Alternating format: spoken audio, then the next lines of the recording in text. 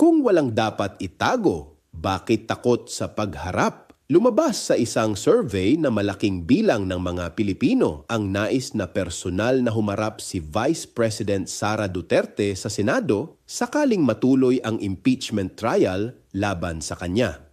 Kasabay nito, itinanggi rin niya ang mga kumakalat na tsismis laban sa kanya at sinabing bahagi lamang ito ng umano'y pagtatangkang sirain ang kanyang pangalan at kontrolin ang naratiba laban sa kanya. Ngunit sa mata ng publiko, hindi lamang ito usapin ng tsismis o social media attacks. Isa itong tanong ng pananagutan, tiwala at kahandaang harapin ang proseso.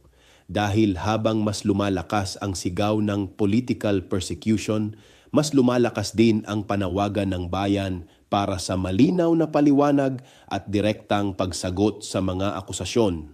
Ako, si Bishop Tonyo, obispong migrante sa Europa, at ito ang damdaming makabayan, tinig mula sa laylayan. Hanggang sa muli!